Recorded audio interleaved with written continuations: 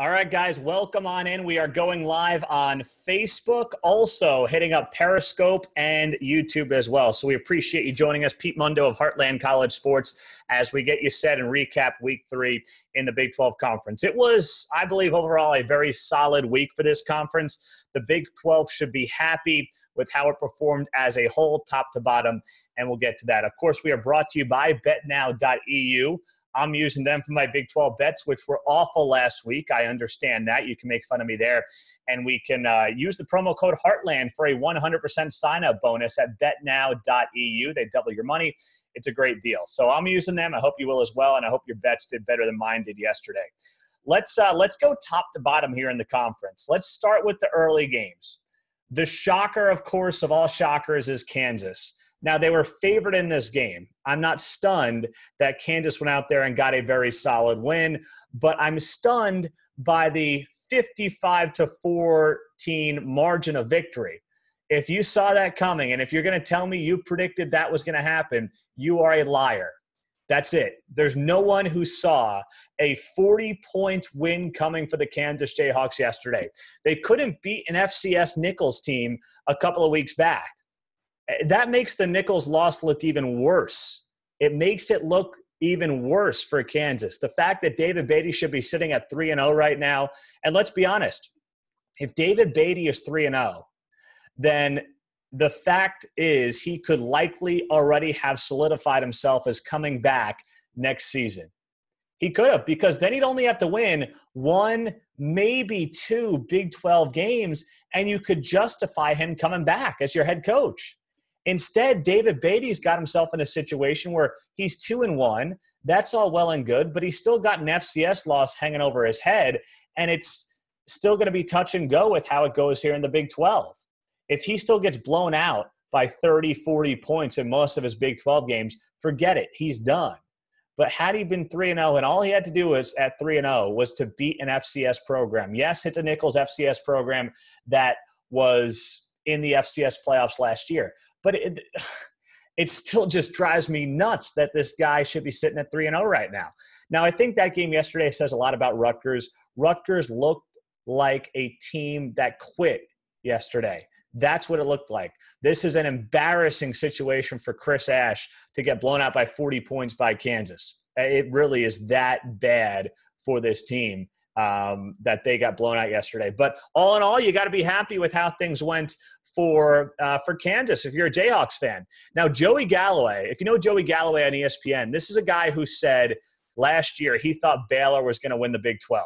Joey Galloway predicted Baylor was going to win the Big 12 last year. Meantime, they go 1-11. How he still has a job at ESPN. Listen, I make awful predictions all the time. I do. But I'm pretty confident that I've never said something as foolish as Baylor winning the Big 12 last season. I'm not that dumb. Joey Galloway, guess what he said this morning? He goes, keep your eye on Kansas on ESPN. How can you possibly say that? I get it that Kansas had a good win. It was against Rutgers. They're still going to be underdogs in every single game they play this year. How is Joey Galloway? That guy must have taken one too many hits to the head, because how he's still got a job is unbelievable to me. And then he wants to tell me to watch out for Kansas. Can we see him compete against somebody other than Rutgers before we go nuts here, Joey? Jeez. He is – this guy's a total piece of work. He really is. Appreciate you joining us. Periscope. We're on Facebook Live as well. We have it going on YouTube as well. So we got everything covered for you. We'll flip it into a podcast too here on Heartland College Sports. I'm Pete Mundo. Oklahoma and Iowa State. Of course, pop in your questions or comments on the Periscope or Facebook. We'll get them there. Oklahoma and Iowa State. I should really know better. I should know better than to bet against Matt Campbell in a spot like that. I should. Now, Oklahoma won. I give them credit. Iowa State got its offense going far more than it did against Iowa. Two things I come away from this game thinking. First off, I look at Iowa State and I say Zeb Nolan's a better athlete and a better arm than Kyle Kemp. Doesn't mean I want him starting over Kyle Kemp, but the ceiling for Zeb Nolan is higher than the ceiling for Kyle Kemp. Also, all of a sudden, Oklahoma, the defense looked like the defense of recent years. You know, one of our most read articles yesterday was an article that we wrote back in January or February that talked about why OU should not fire Mike Stoops. I didn't write it, but one of our writers wrote it. And yesterday, that was one of our most read articles because a lot of OU fans must have been Googling, it's time to fire Mike Stoops. That's what they must have been doing yesterday because all of a sudden, our article from February about firing Mike Stoops just took off on Google search. So that tells you how OU fans are feeling, and rightfully so. Parnell Motley was awful yesterday at cornerback. Now, Hakeem Butler's a stud. That guy's going to play in the NFL one day. There's no doubt in my mind. At 6'6", 215, or whatever he is, he's an absolute animal. But Parnell Motley got eaten alive. He's the weak link right now in that secondary for the Oklahoma Sooners, and they have to figure out how to fix it. Whether it means going younger, I don't know, but they have major problems with Parnell Motley. Teams are going to be picking on him from the rest of the season after the tape that they saw on Saturday. Yeah, he had the big interception towards the end of that game to kind of seal the win, but at that point, they had already made so many plays on Parnell Motley, I don't know what he was celebrating. I really don't. He was really struggling throughout that game. Offensively, OU is going to miss Rodney Anderson more than I expected. Not that Trey Sermon and Marcelius Sutton, and thank God Marcelius Sutton's okay, and TJ Pledger aren't really good as a 1-2-3 punch. But the leading rusher yesterday for the Oklahoma Sooners was Kyler Murray. And I don't think that's what Lincoln Riley wants to have happen. Every time Kyler Murray took off yesterday, you had all of OU Nation and you had every person in the Oakland A's front office holding their breath, hoping that nothing was going to happen to this guy as he took off running. He had something like 77 rushing yards. He had a really good game. I'm not concerned at all about Kyler Murray. That was his first true road test at the collegiate level, and he looked really good. But my fear is that he's going to have to do too much in the running game for OU that Rodney Anderson used to take that and alleviate that pressure off of him. So I want to see how this backfield comes together. Trey Sermon's good, but I think Trey Sermon's better in that 1A role than he is as your lead back. Rodney Anderson is your lead back guy. I'm not convinced Trey Sermon is. Do you still think Iowa State can finish top half in the Big 12 after what you saw yesterday? Top half? Absolutely. The defense is still really good. I know they gave up, 500-something yards to Oklahoma, but that's the best defense in the Big 12, I believe. Yeah, they can absolutely finish in the top half of the Big 12 conference. The Big 12 is totally up for grabs right now after Oklahoma. I don't know if it's West Virginia. I don't know if it's TCU. All of a sudden, Texas looks better, although Texas plays up and down the competition like crazy. Iowa State's in the mix. Oklahoma State's right there as well. They had a great game. So, yeah, Iowa State can absolutely be in the top half of the Big 12. Joey Galloway's clickbait in the human form. He absolutely is. He's a total buffoon. Can you contextualize Kansas's performance the past 2 weeks? Yeah, I think Kansas won 2 games that the fan base would have said they should have won before this season if David Beatty was going to keep his job. There's a lot of seniors on this Kansas team, a ton of seniors. If they can't win a couple of games this year against this kind of competition, then when's it going to happen? It was never going to happen for David Beatty. So I'm not saying David Beatty's job is safe. I don't think it is. But certainly it's vastly improved from where this team was just a year or two ago, and that's a good sign. But I don't know if his job is safe right now. I really don't. Well, Pete Mundo, HeartlandCollegeSports.com. Thanks for joining us, Periscope and Facebook Live. Let's dive into the other games throughout the day. Oklahoma State might have had the most impressive afternoon. Now, 2 games that I talked about that the Big 12 needed were Oklahoma State over Boise State and Texas Tech over Houston. They got them both, and that's huge. And here's why. The Big 12 always suffers a credibility problem. And if they were going to go out there Saturday after a really bad week 1 and lose to 2 group of 5 schools, even though Houston and Boise State are very good programs, if they were going to go out there and have Oklahoma State lose to Boise State at home and Texas Tech lose at home to Houston, it would have been a disaster for the Big 12 Conference. And both those teams went out there, got double-digit wins, and what especially Jim Knowles' defense did for Oklahoma State was incredibly impressive. Jordan Brailford was outstanding in that game yesterday. He was so good for Oklahoma State. And the fact that he's moving guys like Brelford, Jim Knowles is from their defensive end spots all the way into like a linebacker quasi type of role, using them more standing up. It was very impressive. Jim Knowles is thinking outside the box, and this is the very reason that Glenn Spencer is gone. He did not adjust. He was not creative towards the end of his tenure, and there's a lot to like about what Jim Knowles is doing, and he hit a lot of that over the first 2 games. You didn't see it coming, and then it came in full force. Special teams is great. I don't know if this is Mike Gundy's best team because the offense does not appear to be what I believe it was under a Brandon Weeden, Justin Blackman, or a Mason Rudolph, James Washington. But this might be the most complete team for Mike Gundy in Oklahoma State because of all 3 levels. Taylor Cornelius is not Brandon Weeden. He's not Mason Rudolph, but he's serviceable. He can throw the ball. I don't think his accuracy is great, but he's also running the ball more. You saw that yesterday, kind of like a quasi. I compared him to like a Ben Roethlisberger, where it's not pretty when he runs, but it's effective. And at 6'6", 230, he can take a couple of beatings, and he looks good doing it. So I was impressed by Taylor Cornelius yesterday. The defense, as I mentioned, looked great.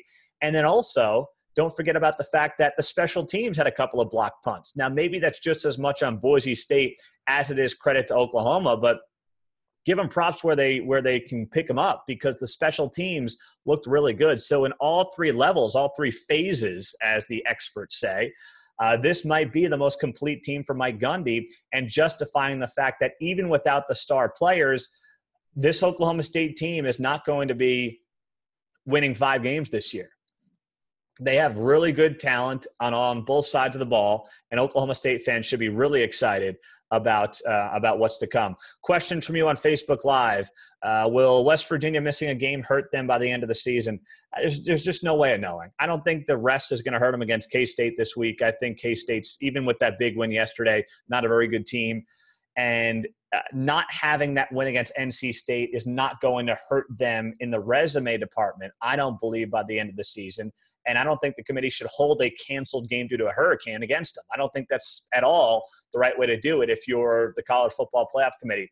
Where it potentially hurts is the credibility for the Big 12, where if West Virginia had gotten a really good win over an NC State team that a lot of people think can win 8, 9, 10 games, all of a sudden – that's another boost for the top half of the conference and saying this conference is darn good.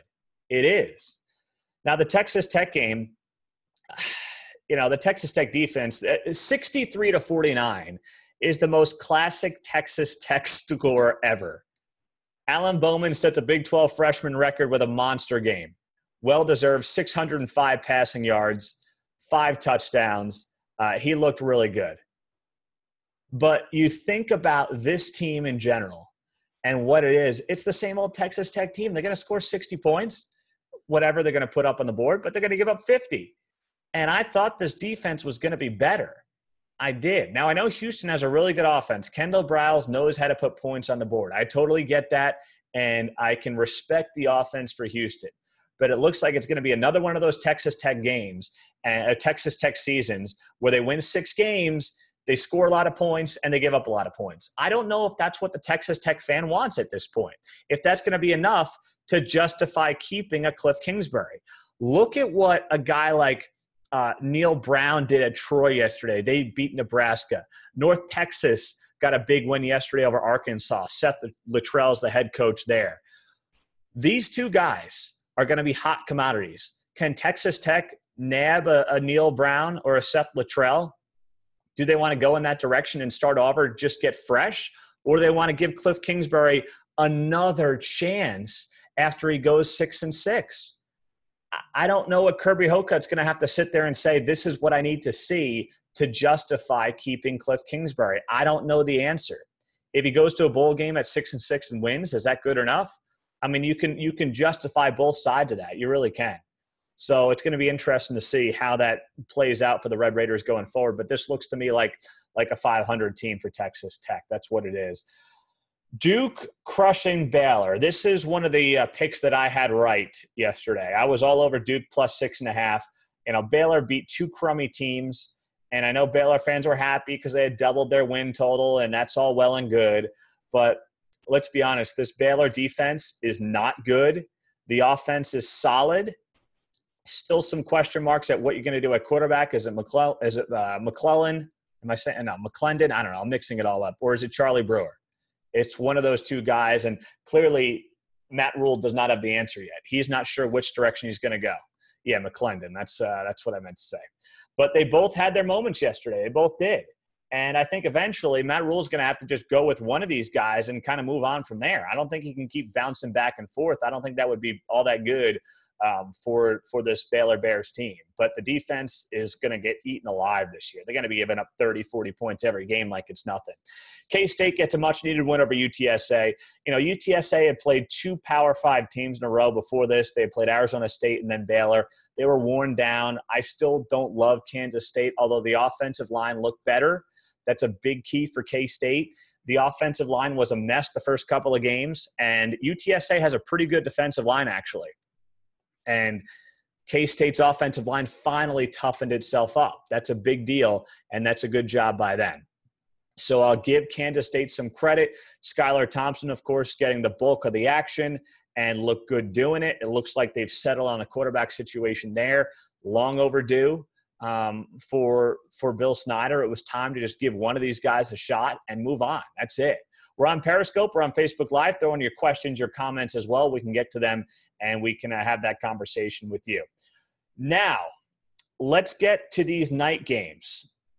Texas, the biggest surprise for Texas was how good the offensive line was. Finally, maybe Herb Hand's attitude and what he brought over from Auburn is paying off. It might have taken a couple of weeks, but finally you're seeing this offensive line pick up some steam and start to look good and push USC off the ball. I thought USC's defensive line, its front seven, got eaten alive last week by Stanford simply because Stanford had a great offensive line. But it actually looks like all of a sudden this Texas offensive line is coming into its own, and that's enormous as they get ready for Big 12 play and as they get ready to have in, someone like TCU this weekend, which is what they're going to have to play and who they're going to have to beat. So I think Texas fans should be encouraged, but it still bothers me that Texas plays up and down the competition. Maryland lost to Temple on Saturday. Temple's a team that lost to Villanova, an FCS program, in week 1. The fact that Tom Herman does not get his guys up for games that are not perceived to be big games or games that they're supposed to win on paper by a couple of scores, that's concerning. And that should bother a lot of Big 12 or Texas fans because you're in year 2 and you play up and down the competition. These are your guys. That can't happen anymore. You can't be blaming that on the culture from the previous regime. So Sam Ehlinger looks good when he has some time in the pocket. Lil Jordan Humphrey and Colin Johnson have a chance to be the best 1-2 punch at wide receiver in the Big 12. They're big, they're solid, they're studs. I don't think they will be, but they can be in that conversation if they continue to progress and reach their potential. That's how good those two guys are. But all of a sudden, Texas looks like it's a top half of the Big 12 type of team. Now, they could blow that up again in a couple of weeks, but for now, you got to like where that's headed. The other game, TCU. The Horned Frogs did the Big 12 a solid last night. They were up a point at halftime, and the entire nation was watching this game. I saw the ratings this morning, and far more people watched Ohio State TCU than watched Texas USC. And the fact that TCU did not give up an offensive touchdown in the first half, and also on top of that, they were leading by a point at halftime. They had a disastrous third quarter, but TCU hung right in there against what I believe is the most talented team in the country outside of Alabama, just in terms of racking up the individual talent, amount of 4- and 5-star guys. TCU held its own, and TCU should be very happy with how this game went. There's no doubt in my mind that the Horned Frogs are going to be competing for the Big 12 championship in November. They're going to be in the mix. Gary Patterson, you want to win one game. One game, give me Gary Patterson each and every time. There's no doubt in my mind that that's the guy I would pick. I absolutely love what Gary Patterson has going on, how good he is in matching up and making adjustments and changes and just coaching his guys. I love what TCU did last night. I'm not a big moral victories guy. I'm not. I don't like to really count those, but every once in a while you got to take one, and that's exactly what TCU did yesterday in that game against Ohio State. The Big 12 could not afford to get blown out. In many ways, the Big 10 needed that win. Ohio State needed that win for the Big 10 more than TCU did for the Big 12. The Big 10 was horrible yesterday. They had 7 losses by their teams to non-conference opponents that were unranked. That's how bad it was for the Big 10 yesterday. So in many ways, they kind of needed that one even more than TCU did for the Big 12. Let me rip off some of those games for you here. I'm going to pull them off in case you didn't see this. The Big 10 had an absolutely horrendous week. BYU beat number 6 Wisconsin. You had, of course, the Kansas win over Rutgers. You had Temple beating Maryland. You had Troy beating Nebraska. You had South Florida over Illinois. Missouri beat Purdue, and Akron beat Northwestern. So the Big 10, so much for that, we're the best, we're the deepest conference in America. They're now getting kicked around in some of their non-conference games. So overall, a solid weekend for the Big 12. Yeah, I'm giving Kansas a lot of credit. I'm hearing from you on Periscope. I am. Do I think that they are if those teams played 10 times, do I think Kansas wins by 40 points each time? No. Rutgers quit in the fourth quarter. Kansas steamrolled them. Let them feel good about this game. But Kansas is still going to be an underdog in every game they play this year. The Baylor game this weekend might be their best chance at a win. And after that, I don't know if they have another one on the schedule to pick up. TCU also has Ohio State on the ropes, just a few miscues. Yeah, a few miscues. That's it. That pick 6 was a disaster for Sean Robinson. He had the strip sack in the end zone as well. They had the block punt. It came down to those 3 things. The defense played really well. They just 21 points on a strip sack, on the pick 6, and then on the block punt where they scored a touchdown 2 plays later. TCU played really well. But those 3 major mistakes will come back to haunt them. And that's why I thought ultimately that TCU was going to lose this game. Not that Sean Robinson isn't good. He proved he can hang, and Sean Robinson shakes off mistakes very well. But I felt like this is a young guy making, his 4th career start, I guess, the Texas Tech game last year, 3 this year. That's a very difficult spot against a very good defense, and you're not going to feel that pressure sometimes as a young guy. That's what happened in the end zone on that sack recovered for a touchdown, and those things happen to young quarterbacks, especially against great competition. So I thought ultimately that would hurt TCU in this game, and it turned out it did. But overall, a very good weekend for the Big 12, and the conference should be happy with itself, especially after that Week 1 mess.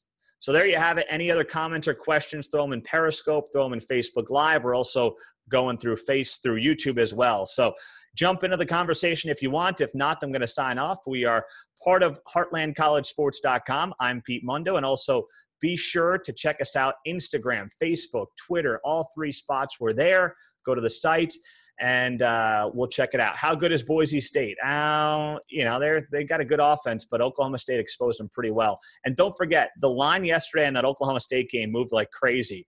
Oklahoma State was about a 2-point favorite, and before kickoff, it flipped to Boise State being a 2-point favorite. Someone put big money on the Broncos and got smoked yesterday. I don't feel bad for the guy or gal, but that's what happened in that late line movement in the Oklahoma State-Boise State game. So a lot to get to. If you missed any of the conversation, be sure to start from the beginning. Share this on Periscope. Share it on Facebook. We appreciate it. We're brought to you by betnow.eu. Use the promo code Heartland for a 100% sign-up bonus. We're using them. We're placing our bets there. And we will chat with you guys throughout the week on HeartlandCollegeSports.com. Thanks for joining us.